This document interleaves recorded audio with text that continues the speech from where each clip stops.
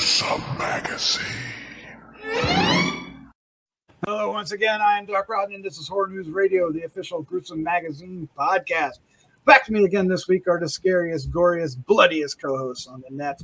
Tonight we're reviewing Candyman, the 2021 film from Nia DaCosta, breaking records in theaters. Well, sort of. we'll take it as we can, yeah. All right, joining us tonight is my crew, starting off with award-winning filmmaker Christopher G. Moore. Now, looking in my image in this video, is that considered a mirror? No. Okay, that's okay. Good. Because I'm just saying. We'll say that's a projection. Because after I saw this movie, I went to use the bathroom and I refused to look in the mirror. Which I don't know. As a 50-year-old man, I should not be scared of a mirror. But you know, it's funny how movies can create such anxiety about fictional characters. So I'm really excited to talk about this film. Well, that's a sign of a good movie, if you ask me. All right. Also joining us is podcasting director and international cosplay queen, Vanessa. How you doing, Vanessa? Doing good. Very excited to talk about this movie tonight. Yeah, it's one of your most anticipated for this year, yes? Mm-hmm. Yeah, it's definitely up there. I mean, I think Ghostbusters caps them all, but nothing surpassed that for you. I'm Somebody's sure. A little biased. Yeah, might be, maybe. Well, I hope it didn't disappoint. Yep, and I'm sure Absolutely we'll find out soon. Yeah. Let's introduce our special guest host this week, and we are so happy and proud to have him join us, Brian W. Smith, screenwriter and New Yorker. Yeah, I'm a New Yorker. I'm with the New York City Horror Film Festival, and I write scripts, I write horror, and I just love the genre. I've loved it for many, many years. So. Right, and you do have somewhat of a history with H&R through our friend Santos Allen Jr., who was a part of the New York City Horror Film Fest as well, and of course part of H&R back in the day, and we miss him terribly. But so I know that Christopher, you have met him in person, and and Brian, we were trying to figure out before the show. I think you and I might have met at what was the festival? Genre Blast, right? Genre Blast. I feel like we did. I feel like we did. I don't know, man. I'm getting old. I can't remember what day it is. Probably did. Yeah, it was probably a couple of years back, but yeah. It was. I haven't been there in a few years. I need to go back. It's becoming my vacation spot. Like I need to have something to submit, and then if I get in, then it's like that's my vacation. Yeah, I need to go back. I miss them dearly. All right, we are going to be talking about Candyman. So what we're going to be doing is we're each going to give our first impression. That will be spoiler free. And then after that, we're going to get into discussion, which we will dive into spoilers. We have to with this one. We have to. And then we're going to wrap things up with our final thoughts, our score 1 to 5, and our favorite scene. But before we do, if you are enjoying this review and many other reviews that we do on the site, why don't you hit the subscribe button or share with a friend? It's easy and free to do, and it would help us out amazingly well. And you can also hit the bell to be notified, the like button, and of course we want to hear your comments down below. What did you think of this film? All right, the movie we are talking about is Candyman season 3. Really? I really did that? Oh no. I did not complete the thing, so it is not season 3 of Candyman on FX Hulu. That is something else entirely. Darn. But we'll go on with the rest. A sequel to the horror film Candyman from 1992 that returns to the now gentrified Chicago neighborhood where the legend began, directed by Nia DaCosta, written by Nia DaCosta, Wynn Rosenfeld, and Jordan Peele, based on the characters by Clive Barker and Bernard Rose. The cast includes, but it's not limited to, Yahya Abdul-Mateen II, Tayona Paris, Nathan Stewart, Coleman Domingo, Kyle Kaminsky, Vanessa Williams, Brian King, Miriam Moss, and Michael Hargrove. And again, it is not a series. Why do you let me do that? All right. Anyway, before we get into, maybe it's prophetic. It will become a series, and that'll be the card that. Yes, maybe Candyman made you do it. It was like FX and Hulu. Right. We'll just look back and go, look, I told you. so not going to be the case, but we can hope. Before we get into our actual first impressions, Brian, we really want to know what you think of the first film and what that film may have brought to you, or your experiences, or what it meant to you. Yeah. So I saw the first film back in '92. I was 15. I'm years old now. Don't do the math. And it was one of those films where, you know,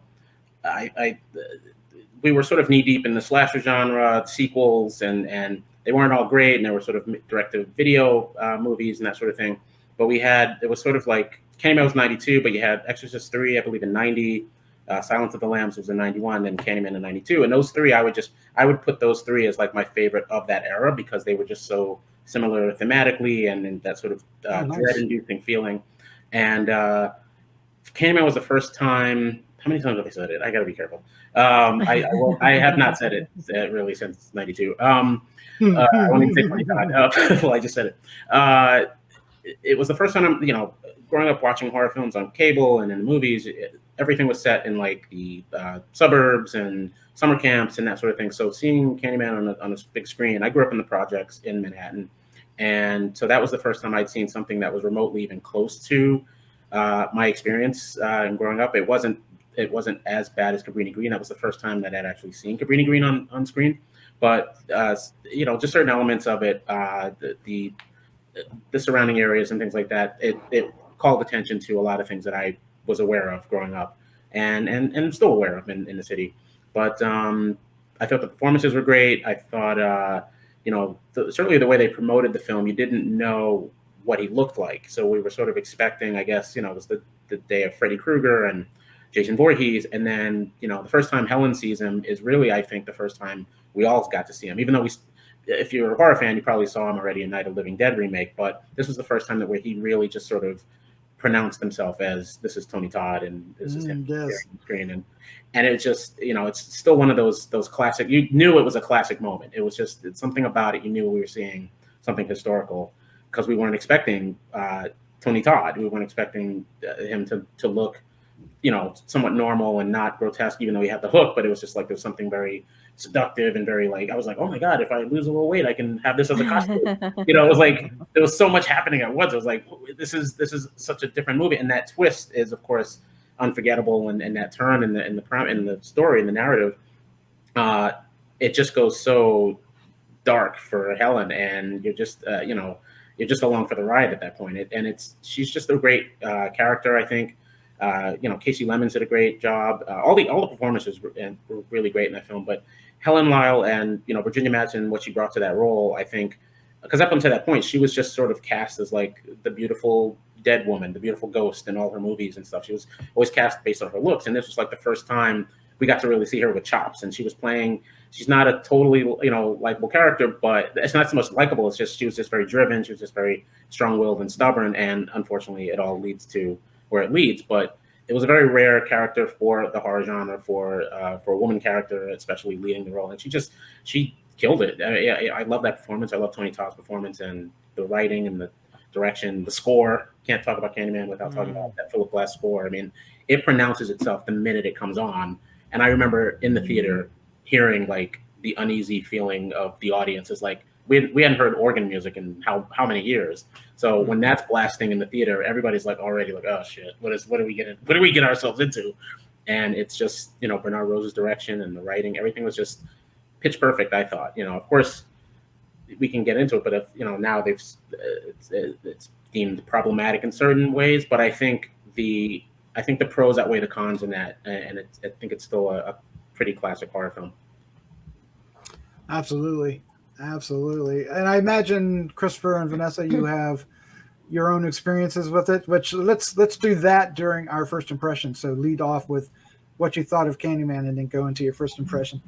All right, let's do that. Vanessa, I'm going to let you go first. What was your first impression of Candyman 2021?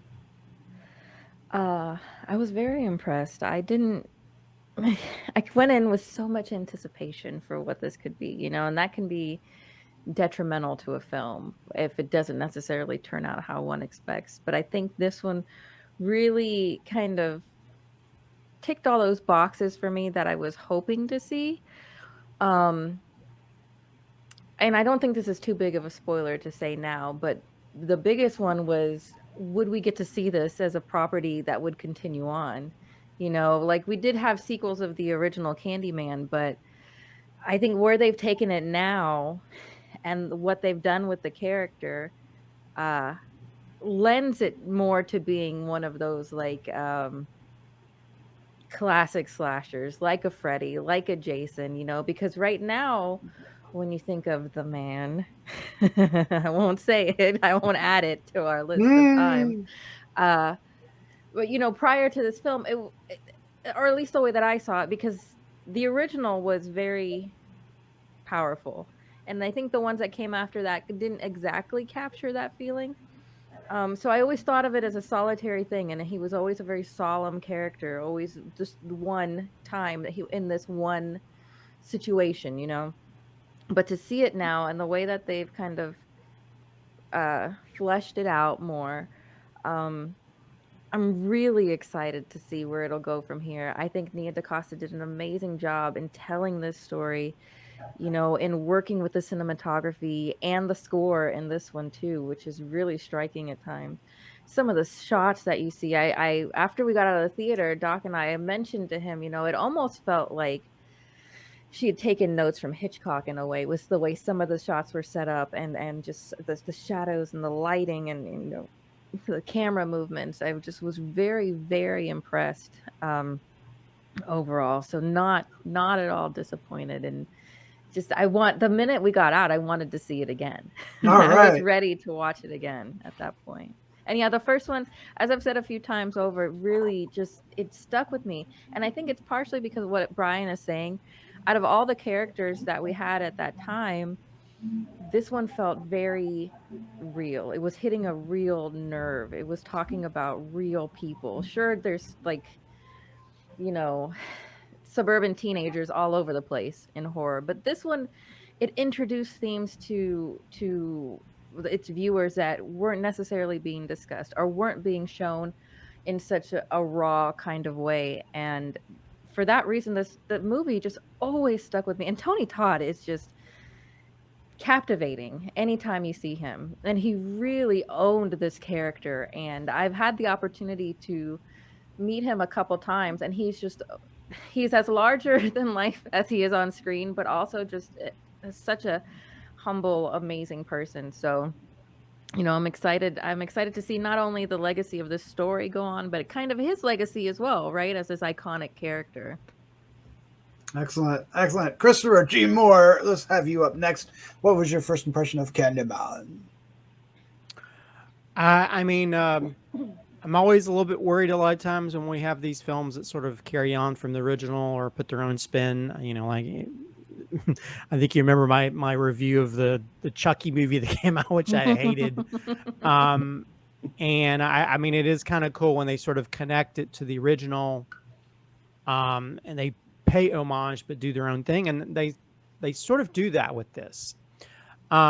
They sort of take it from the beginnings of the first, but then this is definitely a much more polished film than the original, which is the original. I felt like, which I was a huge fan of, I felt like it tapped into that sort of gothic horror that they, you know, used to see back in the old days, but they really didn't do during that time. And I think that's what made it kind of stand out, because, you know, because other than your Freddys and Jasons and other stuff, I mean, I think maybe the closest it could probably tie to maybe Hellraiser or something, where you have sort of like a little bit more a dramatic type villain.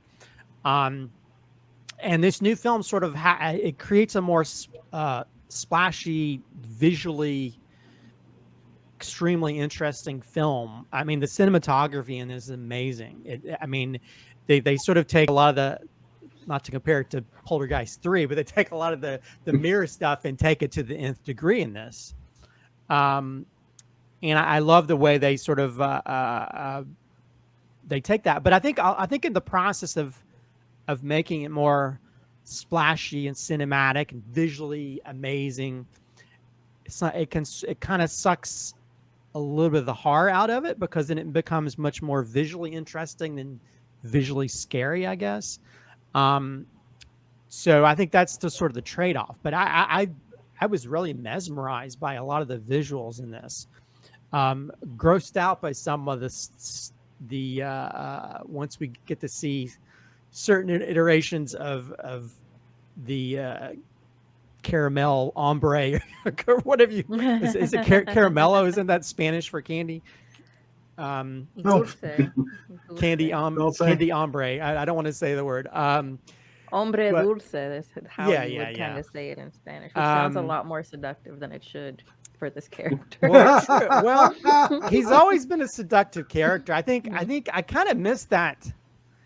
I kind of missed the seductiveness of that original film, which here it's much more. I know it sort of it definitely does a more integral thing in tying it into a lot of the situational stuff that we're dealing with now, that racism, that kind of stuff.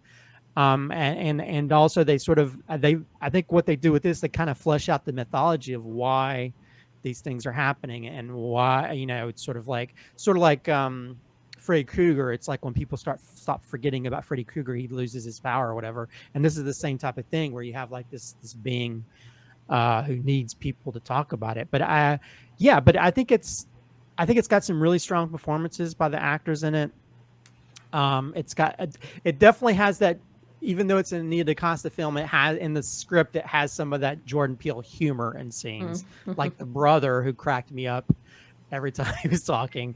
And there's a, not to give anything away, but there's a which ties into Jordan Peele's next film. There's a note moment that made me laugh a lot. So yeah, I really enjoyed it because it had that nice balance of like horror and humor, but at the same time, there were a few things towards the end that had me a little bit confused, logistics wise, and certain things, and how the story plays out. But overall, I really enjoyed it. I thought it was visually one of the more interesting films I've seen in a while. I mean, it's up there, I think, with recently Night House, which had its own interesting visuals. This, I think, there's some really amazing ways that sometimes they have kills happen, but sometimes they don't show it. But the way they sort of play around that with mirrors or shots outside really is just really beautifully framed and shot. And it really makes me I really want to see anything that Nia DaCosta does after this, because I think she's got a visual kinetic flair telling stories, and I want to see what she tells next. So yeah, I really enjoyed this. I think my only issue is it kind of veers away from some of the gothicness of the original, but in other ways it tells its own story and makes me kind of interesting to see where they would go after this film. Yeah. There's definitely a rear window moment that I think you were that's talking about. That was really sweet. That's really sweet. one of my favorite moments. Yeah. All right, Brian, what was your first impression of Candyman 2021? First impression, well, I saw it I was planning to see it, obviously, when it opening night, but a friend of mine was able to snag a free screening pass, so we saw it a few days early. Ooh. And my first impression was I liked the cinematography. I can definitely see that they were doing sort of like a mirror. I think Phil Mobile from Fangoria on Twitter mentioned that it's like sort of an answer song or an answer call to Bernard Rose's film, where there's certain shots that sort of call back to the original, especially like the opening credits, but they're sort of like reversed, they're mirrored images. So it's like the opening of the first one opens with a high angle shot, aerial, the gothic music, and this one's more understated score and it's looking upward. So right away you're like, okay, they've studied. This is going to be more from the ground level, more about the people. Let's get into it. And I thought it had some, like I said, some great cinematography shots. The rear window, I saw it a second time on opening night with some friends, and I actually went specifically because I wanted to see the rear window shot again. Nice. It's kind of in the trailer, but I wanted to see it with another crowd and with another audience. Now that I knew it was happening. But yeah, I like that, and I liked how they bridged the two films and how they bridged the where the culture is. And I think there's the line in the film, the more things change, the more they stay the same. I mean, there's a lot of those thematic elements that, unfortunately, what we've seen, especially over the last year, and just in the years even since the original film, that the fact that they were able to bridge the two it's to show you like as things change, generations have their own sort of thing. I don't want to spoil too much, but it's just in the terms of like how they were able to connect the two films respectfully and respect the original film and, and respect the original story and the characters and all that. I really appreciate that. Are we going into in terms of first impression? Are we going into like no spoilers? No spoilers. No spoilers. So in terms of whether I thought it was scary or not, it's got moments, but I would have liked a little more character development, I guess. But that's a little hint of. That's fair enough. Fair enough. We'll definitely dive into some of those topics here in a short bit. For me, I'll start off with my Candyman, the original series. It's not one of my favorites, and I'm like the only person on the planet that feels this way. I think it just never connected with me. It's not that I think it's a bad film. It just came at a time when I wasn't really in tune with what was happening in movies and horror. It was just a weird time, the early 90s. And we'll just leave that sitting there. So it never really grabbed a place in, like other films have. In fact, I can't tell you if I've seen it more than once. If I have, I've only seen it twice. And the sequels just rubbed me the wrong way from the onset. And I don't even know if I ever finished one of the sequels. So that experience left me, okay, Candyman. I appreciate appreciating where it sits in the history of horror, but not really loving it like many others. In fact, I've forgotten more than I remembered, given our discussion before the show, and some of the discussions we'll talk about later when it comes to some of the reveals. I had no idea, and apparently I really should have. And that's I think that is very telling. So we'll get to that in a little bit. So coming into this was a chance for me to really enjoy this character, to really enjoy it from a totally different way. And for me, it worked 100%. I really enjoyed this film. I enjoyed the direction needs to be talked about in and of itself. There are the scenes of just traveling through Chicago with the skyscrapers going up into the clouds, but from a very interesting perspective, to me, were incredibly haunting. And they really set a great tone for this, and served to give you kind of uneasy and off kilter. And it was so beautiful, and the shot selection and how to present what is happening creatively, given the nature of the storyline, really just amazed me. I was really impressed with this film as from a technical standpoint. But I also loved the characters. I loved Anthony McCoy and Brianna and her brother and her brother's boyfriend. I thought they were great center characters. I also liked William Burt, Coleman Domingo's character. I thought his, from beginning to end, that nothing spoiled his character from me. But at the beginning, when he was kind of the mentor-ish kind of character, where he knows all the lore and he's sharing the lore, it was that. I thought that they were presenting that type of character in a very interesting and unique way. Found out later why, but we'll get to that later as well. And then just the character development with Anthony, I just really liked his descent and how this his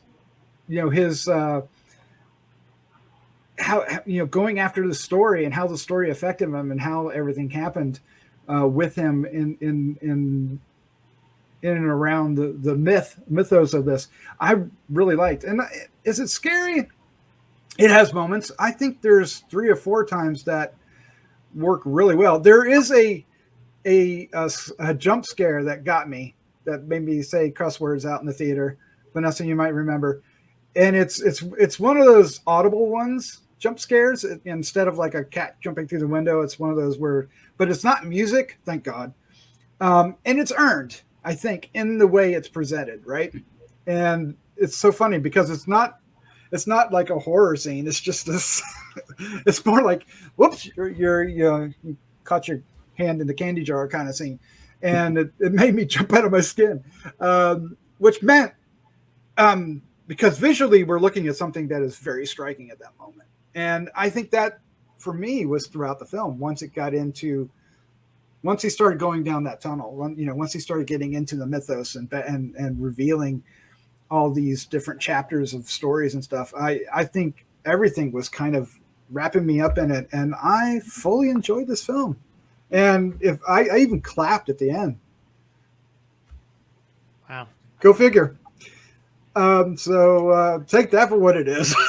So let's go ahead and dive into a discussion from here on in. Spoiler alert. We are going to reveal things that I'm told should have been painfully obvious, but we'll get there. So Brian, I want you to start off because you were bringing up points that you felt like you had much more to say than non-spoilers would allow. So why don't you jump off that and run with it? Yeah, sure. I mean, I broke down like in terms of like the pros and cons, but I tried to even them out. But I like the cinematography. I think I like the bridging of the two stories historically and how they've sort of, there are all these little mini chapters in between that can't be ignored. And of course, since the movie came out and even prior, but things have happened in our culture and our society that could lend themselves to branching off as a Candyman myth or mythos, however you want to say it. But I like how they were able to respectfully, honor the original film, honor the OG Candyman, of course, and bring it to today's audience and how it's just ever changing, but it's not at the same time. It's just a different era, different generation. I really enjoyed the shadow puppets. I thought that was a nice. Oh, wasn't it great? Yes. Visual motif. I enjoyed them from the trailers because they had like little teasers where I actually found those to be much more dramatically interesting than some of the live actors, some of the live performances, just because they were just more. I know it's mean, and that's not their fault. The actors were fine. I really think we'll probably get into my cons, but I think some of the characters were thinly drawn to the point where as they're getting, if they're getting killed off or whatever, and most of the ones that were thinly drawn were the ones getting killed. I didn't find myself caring at all. It was just sort of like, oh, that's a cool shot, but I'm not as invested or involved. I think if there were a little more threads connecting some of the victims a little bit more, or just make them less just, overall, I just felt like a lot of it was like cold, clinical, and just sort of flat in some ways. Cool shots again, but I didn't have that sense of unease or dread that the original brought up and still brings up. I watched it again the other night, and it still has this tactile feel to it because Virginia Madsen and Casey Lemons are, both dressed very nice, but they're walking through Cabrini Green, and you're thinking, oh, don't touch the walls, don't get close. There's a real like tactile sense of dread and just horror before you even see anyone get killed, or you see Tony Todd. And I feel like that was sort of missing in this one. It was. I've seen some reviews to compare it to the Netflix movie Velvet Buzzsaw. And I kind of agree. It has that sort of, because it's set in the art world, and it has this sort of superficial sort of, all the characters are just sort of superficial, and they get gored and you should check it out. I mean, it's dumb, but it's gory. But that was the impression I got from this one. It just had that sort of, it was all sort of surface level, and I feel like we lose our protagonist like towards the end, and things get kind of crazy. I did like that there's the little tunnel chase. Like I was like, where was all this suspense? Like that was one of my favorite parts. But I feel like it lacked certain. It was more like there were setups to the characters, and then there were payoffs with their deaths, but there were no real setups, no real set pieces or anything that I really walked away from and thought, wow, that was awesome. Even the bathroom scene felt very disconnected. It felt like a studio note. Like, we need kids in there, we need some teens, and I mean, it was a cool scene, but again, the first one, and I know it's unfair to compare, but the first one just had just a real sense of dread, and even the violence was had a little bit more of a punch. I said gut punch, Chris, your film. Nice. But that's what I felt was missing from this. I didn't feel as unnerved as I would have liked, because I didn't have a sense of a real connection with any of the characters who were getting killed off. And I know there was the direct intention from the producer, from the director, to not kill off any black people in the film, which is, you know, it's new, it's interesting, but I don't know if only killing white people in your movie is the conversation is a good conversation. Or I don't know, I it could be controversial reaction to it, but I just didn't feel like. I think it would just give leeway to a white filmmaker and now say, well, I'm just going to kill black people. You know, it's not like a real conversation starter thing to just say, oh, we're only going to kill the white people in the movie, and this is the movie. I don't know. It was that's my take on that whole aspect of it. It just didn't. If they're going to only kill certain people, at least make them characters and give them something that we can relate to, show fear or something. That they really didn't have that sense of, you know, humanity in any of the death scenes. So I don't know. Yeah, Vanessa and I noticed that when we were walking out. We had that conversation. I was like, hey. Right. But what I found was, I think you're right. Like when the characters that we see until the ending, but that's a different story altogether, because our two protagonists we're following. But the characters, some of them didn't even really see the Candyman, right? They like two of them didn't even see him, right? I think that it was all just sort of either in the mirror or it was an interesting take on how they did the kill. I don't think the first girl ever saw him. It just next thing you know, something happens, and then the girl in the rear window scene she didn't see. But I think to me that was kind of part of the horror of it, was they're getting killed by this unseen force. So it's from a different perspective, but I agree with you. I didn't care about these characters getting killed. I was more about establishing the character that was doing the killing. So which is you know. And even if I think her name was Trina, the girl that was in the stall that witnessed the whole bathroom scene, all you had to do was, if she was connected in some way to one of our main characters, heightens the tension a little bit more. Oh yeah. Right now it's sort of like, okay, if they branch out into, you know, we're in spoiler territory. So if they branch out into sequels, we have witnesses now to everything that happened in this film, so they can branch out into their stories. And you know, I mean, all she had to be was like the sister to the boyfriend, right? She could have been just a niece or anything connected, and it was like right away our interest is up. But right now that whole scene just feels disconnected. It was like, okay, the one girl is walking through the gallery, and just so she can bridge to that scene, but otherwise it's like, I don't care, you know. Well, they even had they tried to connect it with the guy the William Burke character, because he saw his sister killed, which I think is right. But you didn't really see that connection there either. I mean, there wasn't even any emotion, that much emotion. No, he was more scared of seeing, you know, the Candyman, but not so much, oh my God, you know. And I think, I think this movie's very difficult to kind of break down in that way, right? Because there's lots of different feelings from different scenes. Mm-hmm. So like when he's a little boy, to me that's a solidification of his losing his mind at that point. Not only did he send an innocent man to his death in this little kid's mind, right, by screaming, but then he also sees a dead man kill his sister. So to me, I don't know. I have a tendency to kind of give more than maybe they're giving in things, reading more into things, because I totally agree with what you're saying. And I almost feel like they developed Bree's character more than they did Anthony's character. And I'm not upset about that, because I really like Bree's backstory, and I would have liked more of that. But I think I would have liked more of Anthony becoming the Candyman, does that make sense? You know, like we see it happen, but I would have liked to see more of what's happening to him here, as opposed to just seeing him kind of go crazy in a way. I would have liked to see a little bit more of well, I think like you're saying, like that the earnesty in that, like this mantle that William has put on him, whether he wants it or not. You know, this legacy this legacy that he's awoken in him. He still feels like a victim, right? And I don't know if that's the intent of the direction, for him to be the victim that carries on the legacy, kind of like the victims that were before him. But I think it would have been cool to see it more of a mantle he was taking on.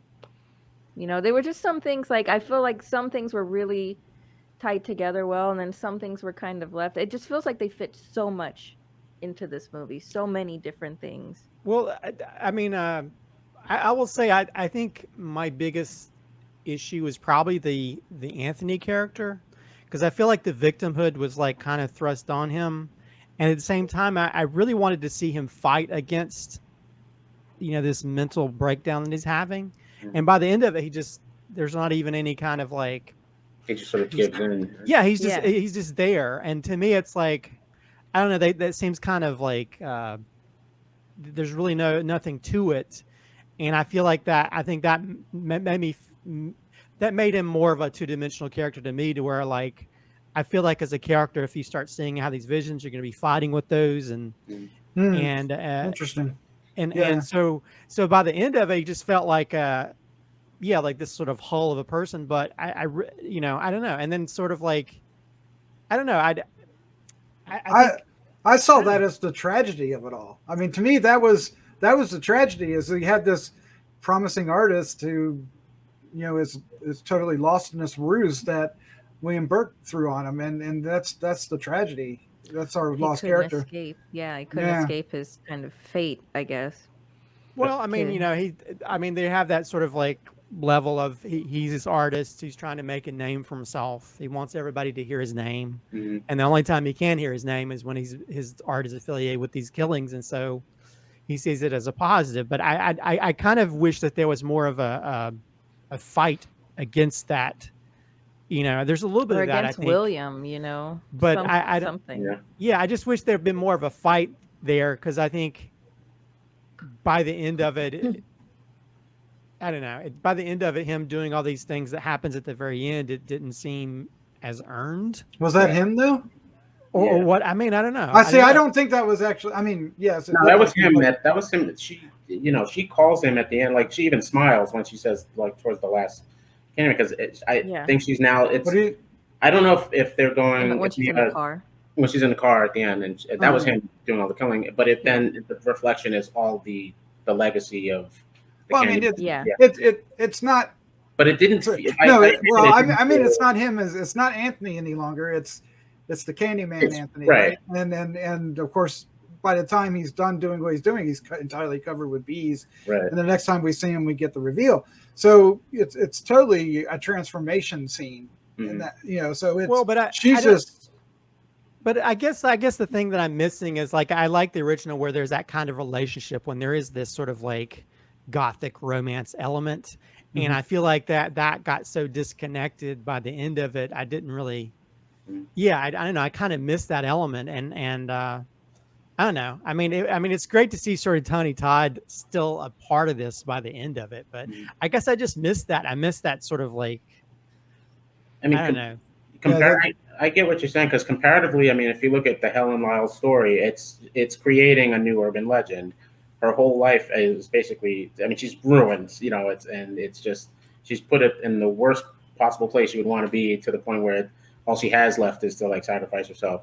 That kind of dramatic art, I feel, was missing from this one. Like, I don't know if they talked about it or thought about it, and they just decided to avoid it altogether with putting Anthony a little closer to all the deaths that are happening, because I think that would be a different narrative. That would be like, oh, he's a suspect, and it would probably be a lot more it's like a police, versus Anthony type of thing. I don't know if they just want to avoid it altogether, because I feel like he was essentially around, all the deaths, not directly, but his artwork and that sort of thing. But physically, if you compare like with Helen, she was always physically near someone when they were killed.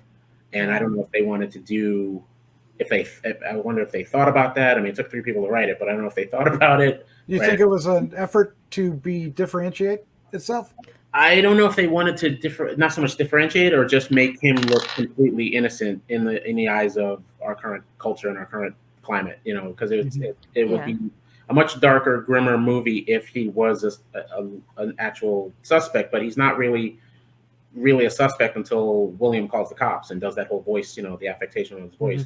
I like Coleman Domingo's performance a lot. I thought that last final scene was kind of like off the rails, and that's pretty comment. I was all over it. I loved it. You know, I love the ending of this film. I know a lot of people don't, but I loved it. I mean, the free audience cheered when, you know, the big reveal at the end, because what else are you going to do? I felt a little emotional seeing Tony Todd for the first time. I got to meet him once, and he's a great guy in person, but Yeah. to actually see the movie acknowledge him as the OG, that was great. That felt like, okay, the movie's getting started, and then that was the end. But it was a nice high moment to leave the theater on. But I just, the last week or so, I just had so many, not so much questions, but I just had so many mixed feelings about it. Like I don't feel the same connection to this one as I did with the original. Well, thank goodness they didn't put it in a stinger. That was actually part of the movie. Right. Yeah, exactly. Yeah. Well, it almost felt like the guy was almost like a Renfield character, you know, to the Candyman's Dracula, you know. Yeah. To Well, bring it back. I think there's definitely going to be some think pieces written about it. I plan to read them all just because I'm curious to see what people's take, especially the William character, because I thought about it earlier today. Like every so often, like thoughts just pop up about the movie, and I'm thinking, so we show him as a child doing laundry, and now he owns a laundromat. So he didn't, you know, that was, I guess, his legacy in his life. He hasn't left Cabrini Green, so he's sort of still there. He's still in the neighborhood, still sort of storytelling. So he hasn't quite moved on from things, and that's like a you know, that's like its own like character piece right there. You know, that we saw that he's good at this one thing, and then he became the business owner of a laundromat. And the version of the Candyman that gets awoken is the version he saw back in the 70s, not any of the others. And we're exposed to a handful of them, including, you know, the Tony Todd version. Right. He's seeing the one that should be avenging, I guess, and that's what sort of becomes like the superhero anti-hero climax, I guess. But yeah, it's like I said, it is what it is. The Tony Todd reveal was the best, you know, one of the best parts. Yeah. Like the faraway rear window shot. But I loved it when she made the decision to go ahead and, you know, for lack of tact, to summon Candyman inside the police car. I just thought to me, I was like, yeah, do it. Well, I think it, you know? And that's why I'm curious about like all the academics who are going to be writing about it. You know, everyone in horror noir, I'm sure they were waiting for this film. But you know, because there is that. I watched it again the second time, and it was that moment where she smiles before she says the last one, because the controversy of the first one was about how it sort of commented on, you know, society's like the fear of the black man, and in this case, it's almost like rapturous that she's bringing him back, that she knows he won't be a threat to her. He'll be, you know, an avenger. There was little things that I know, I'm pretty sure that they were thinking of and conscious of, but that smile when there's like a little smile, a little like almost like a half cry that she's calling him. She knows that he's going to be this different form, you know, that will help her, not because otherwise, you know, normally when you say it, you get killed. You know, you're the person who gets killed, but she somehow had faith that, you know, she would be actually be protected. So yeah, well, it was a shift. It was a shift. I think the William character just sort of almost considers Candyman a protector of that neighborhood and stuff, right? Even though his menace is sort of protector. So it is kind of interesting how they sort of see these two sides to the specific character, and she finally sees that side by the end. Yeah. I mean, he's not resurrecting. He's not resurrecting a villain. He's resurrecting a hero. Right. In his eyes, yeah. And the controversy with the original was that you you have this character who was killed by slave owners and white slave owners back in the day, and he sort of comes back and menaces poor black people. So that was sort of, I think, the read that a lot of people had, especially Nia and Jordan Peele. So that's why they wanted to sort of course correct with this film. But I've been thinking a lot lately, like it's essentially he gets called and kills people when they call his name. But in the first one, there's like a young boy in the bathroom, in the outdoor bathroom, and then there's Ruthie Jean, the famous woman who got killed in her apartment. But I'm wondering, how likely was it that they called Candyman, or was it the actual, like, the physical killer that did it instead? And it wasn't Tony Todd's Candyman that actually committed those crimes. Like, he's the myth, he's the legend, but he only shows up when you call him. So I'm just wondering, how likely would it have been that those two people? Because I mean, he definitely killed Bernadette. I when I was leaving the remake, I was like, justice for Bernadette. Like, at least if they had one character as like a cousin or something, just to give her like some proper like mourning. I think that was a one missed opportunity there, because people were kind of shocked that he would just sort of take her out.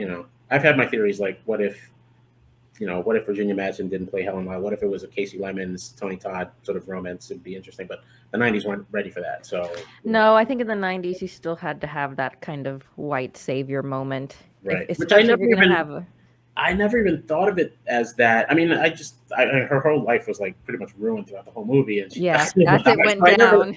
I never saw it as like the white savior, but it's in looking back on it, everyone, a lot of academics have been looking back on it and saying, the problematic issues and things like that. But the film, of course, the pros outweigh the cons with that. But I mean, back then it was just sort of like there were a lot of firsts in that film in terms of like how they treated the main actress and how they treated the main character, and you never saw that kind of twist happen with someone. It was just it's still devastating every time you see it. So I'm always surprised by that. But it just had a around it.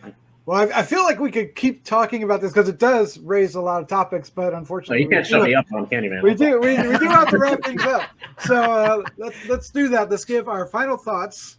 We'll try to keep them short if we can, and our score 1 to 5, 5 of course being the better, and then our favorite scene, which should be exciting. Vanessa, you are up first. Overall, I love this movie. It tells a different story than the first one while still continuing parts of this first one's story. But I really enjoyed it. I enjoyed the direction. I enjoyed the actors that they cast a lot. I thought they really did a great job. Am I really hoping for a director's cut or maybe some extended scenes? Yeah, definitely. I think there's some things that could be fleshed out more that maybe are and we just didn't get to see. I would really, really love some of that, but I would go and watch this again right now.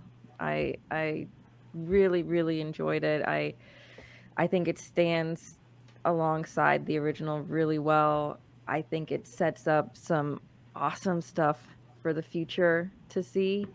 And the best thing about it and the original too is it brings up these kinds of conversations. People get to talk about personal experiences, stories, how it relates to them, what it showed them, what they learned from the original film. That's what this film is going to do too, because it talks heavily, about gentrification. We didn't necessarily have it was a different sort of repression as far as the early 90s one, as the original Candyman goes, and this one, moving people out of their homes. And they really address that in this too.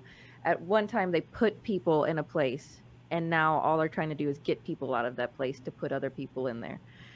And I think it was important that it touched on that. The ending scene with the cops, I mean, that couldn't have been more blatantly obvious, the message they were trying to get across there. And I think that was kind of important to keep in there. And they, as obvious as it was, they kept it brief enough to not be so heavy-handed and to be something that we would think like, oh, that was too much. Yeah, they did it with the puppets too. So yeah. Oh, the puppetry was phenomenal. I would watch that. You could just cut that together into a short film, and I would watch that absolutely. So even with its shortcomings that it might have with some lack of character development, I'm gonna give this one a 5 because I am just so happy with how well it came out, and I'm so happy that it can stand side by side with the original, and we can have these kind of conversations about each and kind of break it down, and it really gave Nia DaCosta a chance to show what she can do, right? We were talking everybody was talking so much about Jordan Peele, and Chris mentioned at one time too, we got to remember she's the one directing this film, it's not Jordan Peele. And I think a lot of people have been careful to make that known that she is the one at the helm of this, and I think she's really, really solidified herself as a director with this one, if nothing else. And my favorite scene, lots of them, definitely the window scene, but I won't take that one. I'm actually going to take the scene where where Anthony is on the couch and he's listening to the report of these murders at the museum, at the art Mm-hmm. or the art show, I mean. And he's smiling and he's so happy. He's like, "Did you hear that? They said my name on TV." And that was just so chilling. Hmm. And you know, Bree is over here like, "What?" Or Troy too. What? Yeah, Troy. their looks on their faces. And he's just very like, "Yeah, oh yeah, that's super sad, but did you hear that?" Like that was like a beautiful kind of scene, a beautiful little moment they created there that I really liked. All right, I'm going to shift up the order here because just a little bit. I'm going to go next. I really enjoyed this. This blew me away. It was well above my expectations of what this was going to be. I am incredibly impressed with the direction, and I think you can see that it was molded into the Jordan Peele kind of style, but you can also see the flourishes that are beyond what Jordan Peele does in a totally different way, and I love that. I am so excited to see for the future of Nia DaCosta. I really love that, and Oh no! did you lose me? Oh, yeah, you're back. yeah. I'm You're back. Am I back? Yes. All right. What I'm going to remember the most really is going to be those shots of Chicago. I thought that was incredibly haunting, the way they put it in there and at the time. So I'm amazed with this film. I like this take on the character, this modern version of him, if you will. It suits me fine as a moviegoer. Not in any other way, just as as entertainment. It suits me. I'm not going to say that it suits me in whatever other aspects, but as entertainment, I like this iteration. I like the idea of the mythology that they expanded on and built on. I'm going to have to give this a 5 as well. I walked out and I was telling Vanessa, like, I'm torn. I don't know which my favorite movie of the year is going to be. Is it going to be this or Night House? They're totally different films. What am I going to do? What am I going to do? What am I going to do? I don't know. My favorite scene is going to be just because I was so happy. I loved what it meant to the whole tone of what this character was going to be. To me, it was this shift from the Avenged to the Avenger. I think, I don't know really what I'm saying there, but when Brianna's in the cop car and she realizes that what she has to do to get out of the situation she's in is to do the summoning, right, to say the name, and that whole scene playing out, and I will include the actual reveal at the end, for the driver as he races away. Because I literally clapped when they did. I mean, it was totally obvious what they were going to do, and I was just waiting for it, but it just felt so right when they did it. It just felt, it was like, just make sure, what did you say? Like, tell them, remind them who I am or something like that. What is it, Brian, that he says? Well, it's hashtag tell everyone. That's the hashtag tell everyone. Yes. So you should have said that in the movie. Hashtag tell everyone. Yeah, that would have went over well. Anyway, so there you go. That's my take. It's totally the Paula Abdul of the group take, but we'll go with it. All right. You know what I mean, Brian. I'm always the optimist, right? Brian, you're up next to give us your final thoughts, your score, and favorites.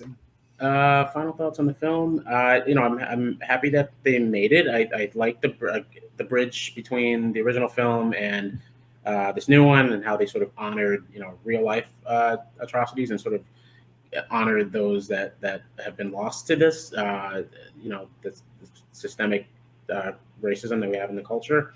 Of course, there are too many to name, but I do appreciate the line that it's the whole damn hive.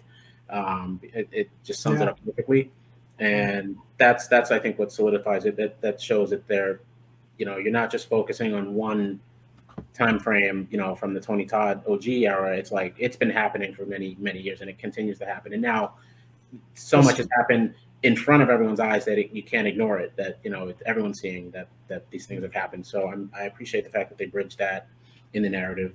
I wish it were a little scarier in terms of like the dread. Like I said, there were maybe a couple of moments with the new Candyman. Like he was very creepy. He because he was always smiling. I was like, what's he smiling at? He was a very creepy guy when he popped up. When he's sort of in the when he's just sort of in the shadows, just sort of like things like that. They got the good scare there, and of course the tunnel scene at the end, the chase scene. It was too brief, but I was like, this is more of what I would like. I would like some suspense and horror and set pieces.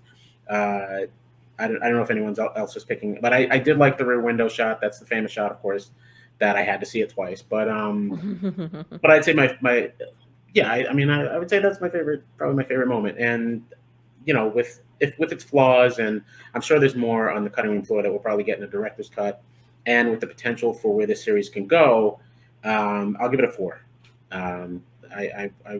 My first impression would have been a 3 at one point, but I've been thinking about it over and over. It's stuck in my mind. I'm still thinking about it, so I'll give it a 4 just because it's number 1 at the box office right now.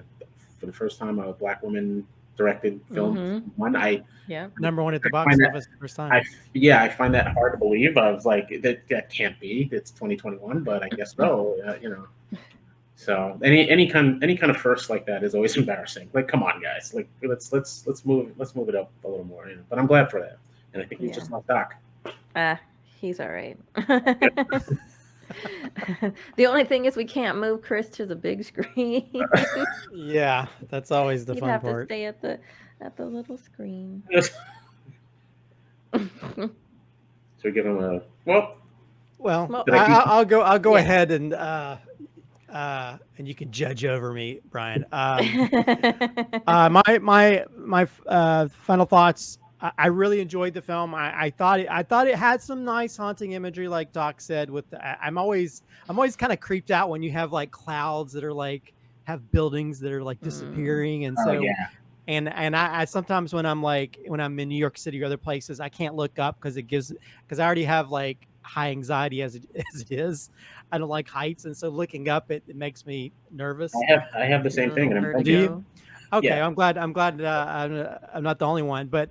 And I think they really tapped into that. But I think the way I see it, the film is it's style over scares for me. I think it's stylishly amazing. I thought it's got some really well choreographed